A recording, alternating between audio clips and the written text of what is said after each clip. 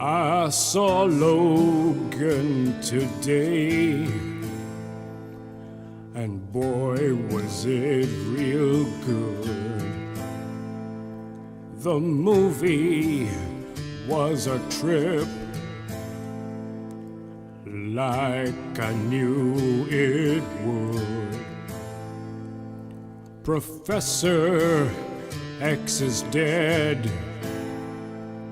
not much of a spoiler. Something else happens. Man, this show was feels, and you should watch it all and walk with knives as claws.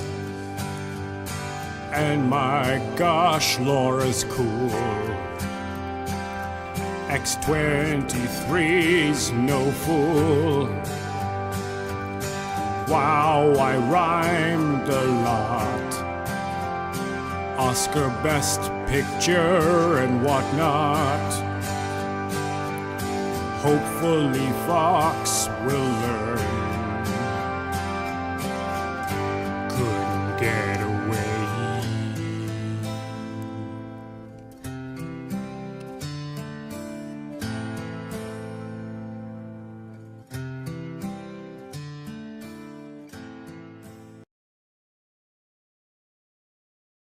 Okay, so wow. Alright, first of all, 17 years. This man has been 17 years playing Logan.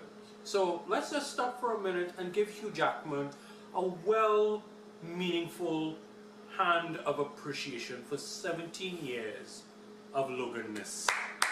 Yes, yes indeed. Yes. Let's talk about what Logan Huzzah.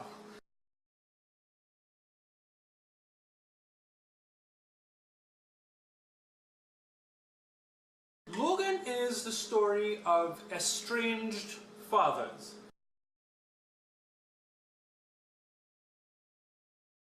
I'm not necessarily talking about the obvious relationship between Laura and Logan, but it's also that sort of relationship with Charles and Logan himself. I'm Charles Xavier. Would you like some breakfast? Even though the reality is Logan is a lot older, like 200 years older. The dynamic that they have has moved from mentor, mentee, friend, and now it's kind of like taking care of your dad, and there's so many things that has gone on between the two of you that you kind of just don't bring to the surface because you love them, but it's still just simmering there. So it's a story about estranged fathers. The movie is also about running, like a lot, really. It's about running from past mistakes, running from love, even the concept of love, even running from redemption. The film also has a lot to do with slicing, lots and lots of slicing.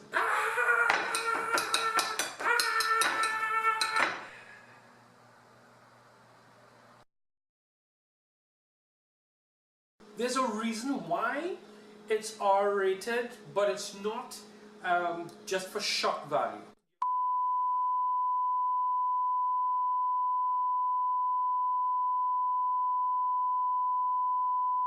It actually fits into Logan's storyline, so the R rating was absolutely necessary. Logan is inspired by the Old Man Logan storyline, which was like a brilliant comic book. There are touch points there that if you've read the books, read the book, you'd be like, ah, I see what they did there. But if you haven't read it, it's not going to take away from the film because it's, like I said, it's inspired by, but it's not really Old Man Logan. In Old Man Logan, you're dealing with a very wary Wolverine. Supervillains have taken over America.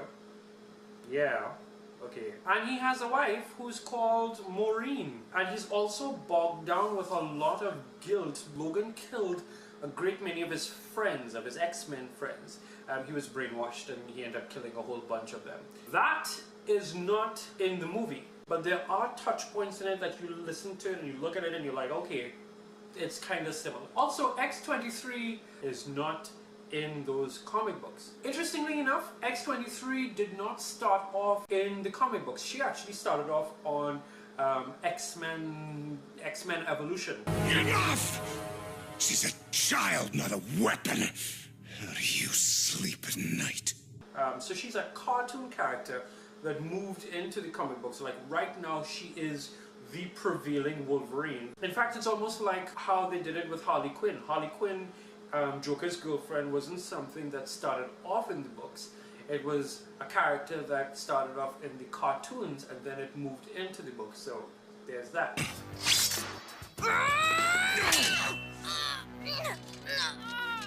The movie has a secret villain, which is a nice surprise because sometimes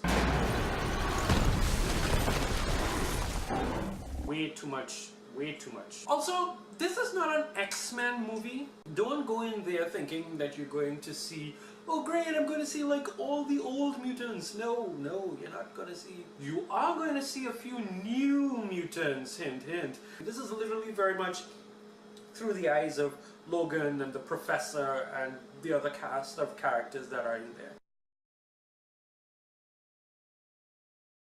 Okay, I can honestly say I understand why Hugh Jackman and Patrick Stewart have decided that this is it. It's a beautiful send-off to both their characters. Although it could just very well be that they need a break. Quentin Tarantino has said that he has like 2 or 3 more films and then he's going into retirement.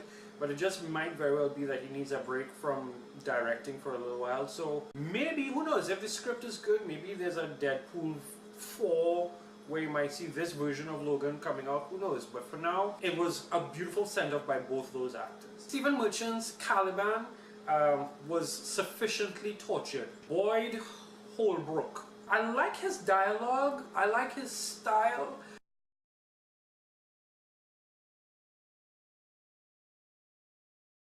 When you see him, when you hear his dialogue, you'll understand what I mean by the Gideon Graves kind of construct.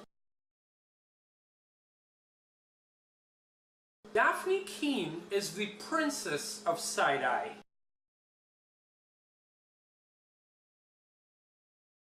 Laura is very much like Eleven, in that they don't talk a lot, but they say a lot in their actions. So I can see, you know, in terms of a franchisability, she can go places. X-23 can go places. I mean, this is Fox, so it's quite possible, you know, that somebody will time travel and bring her back to our world and blah, blah, blah, and all that kind of stuff. Point is, she has a future, I believe, as X-23 for a very long time.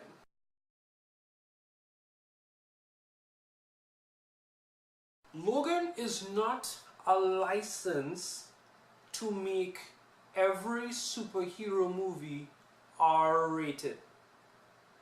No. We don't need a whole bunch of R-rated movies for superheroes unless their characters demand it. Logan works because of who Wolverine on the whole is. And the same is true for Deadpool. You need to make an R-rated Deadpool.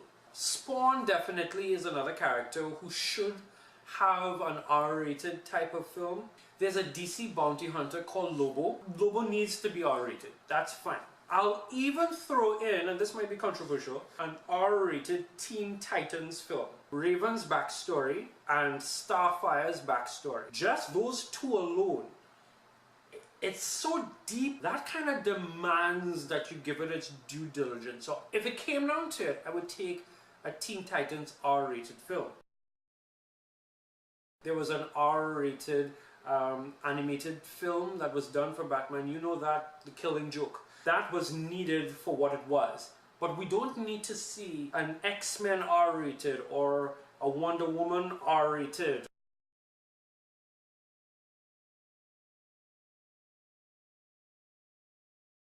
No, we don't need that at all. What we do need are balanced stories. You know, I mean, I was sitting on there watching Logan and thinking to myself, are you seriously telling me that unless it's R-rated, I can't get a balanced, well thought out story? Here's the kind of problems that we have.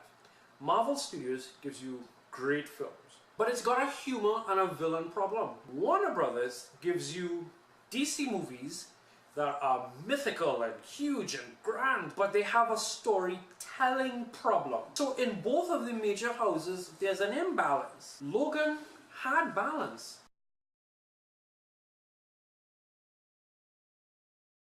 So that's Logan, a full, heartfelt story that, you know, is a fitting thank you, I think, to the fans. Should you bring your kids? No. Duh. Let's be honest, your teenagers know more about things than you think they know, so bring them. And to Mr. Jackman, Hugh, thank you for 17 years of dedicated service. We may, as fans, not always fully understood what was going on in the X-Men films, but Wolverine was one of the characters who, you know, we always could stand by because your portrayal was true. Take a rest and find yourself in Star Wars. Yeah, right. Hashtag Jackman is Boba Fett.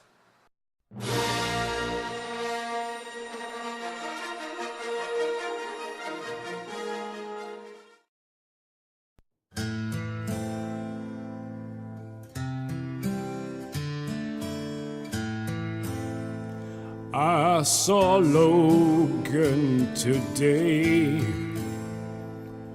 and boy was it real good. The movie